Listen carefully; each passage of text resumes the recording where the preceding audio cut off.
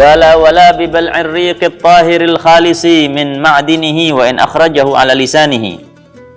Juga termasuk hal yang tidak membatalkan puasa walaupun ada suatu barang yang masuk ke dalam tubuh, itu dengan berupa menelan ludah.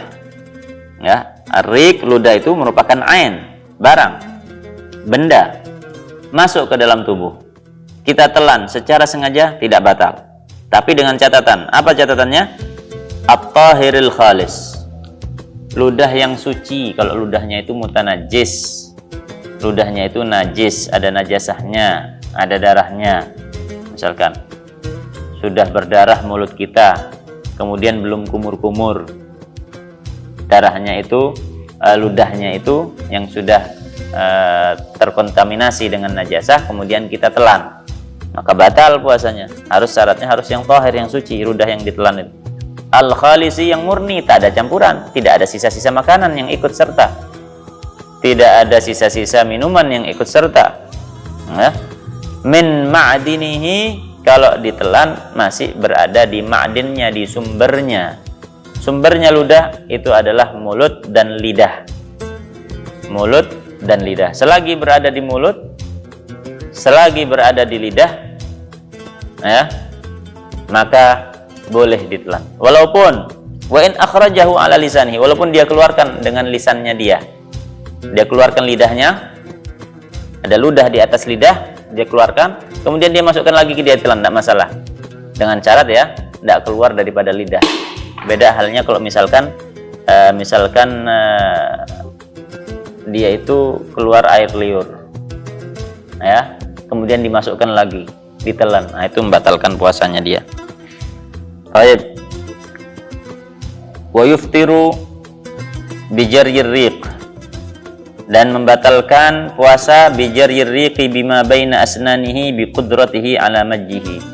Batalkan puasa kalau misalkan ada ludah membawa sisa-sisa makanan yang kemudian ludah itu tertelan ke dalam tubuh kita, dengan catatan dia itu mampu untuk membuang ludah tersebut, sempat untuk membuang ludah tersebut, tapi dia tidak membuang ludahnya, sehingga ludah tersebut yang dia tidak buang kemudian tertelan masuk ke dalam tubuh, membawa sisa-sisa makanan di dalam mulut kita itu. Apa hukumnya? Batal, ya. Jadi makanya hati-hati ketika kita habis sahur, hendaknya kita gosok gigi, jangan lupa.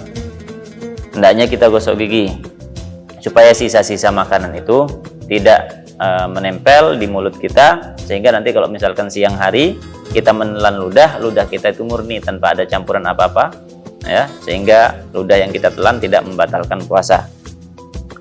Gala wa bin nukhamati kadzalika, dan batal juga puasa itu kalau misalkan kemasukan nukhamah, riya, ya, riya, ludah yang yang ada di tenggorokan, kerongkongan itu yang kental itu namanya riya. Tapi dengan catatan jika sudah sampai ke batasan zahir. Batasan zahir itu apa? Batasan zahir itu makhraj kha dan ghain bil ittifaq, secara sepakat antara Imam Nawawi dan Imam Rafi'i. Kalau makhraj ain ataupun ha itu khilaf, berbeda pendapat antara Imam Nawawi dan Imam Rafi'i.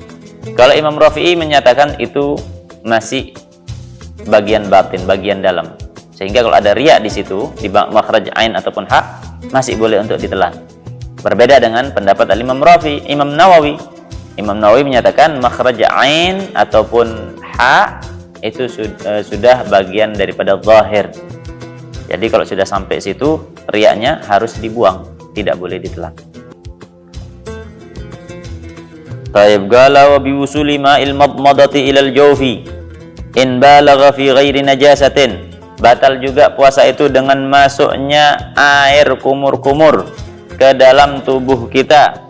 In balagha fi ghairi najasatin, jika kita terlalu maksimal di dalam kumur-kumur selain tujuan untuk membersihkan najasah. Jadi berkumur ketika wudhu, berkumur ketika mandi itu disunnahkan. Ada sunnah lagi di dalam berkumur, yaitu mubalaghah, maksimal, sehingga kita masukkan air ke dalam mulut dan memutarnya sampai ke dalam bagian terdalam daripada mulut kita. Itu namanya mubalaghah. Nah, bagi orang yang berpuasa, mubalaghah itu tidak disunnahkan. Mubalaghah tidak disunnahkan. Wa baligh fil istinsyaqi illa an takuna sha'iman. Nabi SAW bersabda, wa baligh fil istinsyaq illa an takuna sha'iman. Dan lakukanlah mubalaghah ketika madmadah dan istinsyaq. Istinsyaq itu masukkan air ke dalam hidung, kecuali kalau kamu dalam kondisi berpuasa. Nah, jadi kapan dia itu mubalaghah, terlalu maksimal di dalam melakukan madmadah dan istinsyaq ketika puasa, kemudian ada air yang masuk ke dalam, maka batal puasanya. Oleh karenanya hendaknya ketika berpuasa, kalau mau wudu, mau mandi, ketika madmadah dan istinsyaq, hendaknya lakukan tidak maksimal, hanya memasukkan air ke dalam ujung mulut saja, masukkan air ke dalam ujung hidung saja, kemudian dibuang, supaya air itu tidak masuk ke dalam.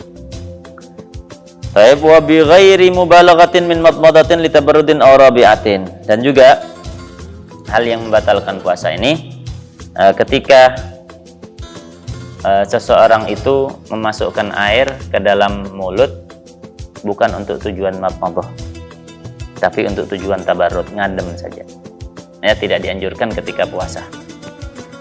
Ataupun rabi'atin, ataupun melakukan madmadah yang keempat kali. Seharusnya kan maksimal 3 kali. Begitu sampai madmadah kumur-kumur yang keempat kali, kumur-kumurnya itu begitu masuk air itu, walaupun tidak misalkan tidak pakai mubalaghah, hukumnya membatalkan puasa.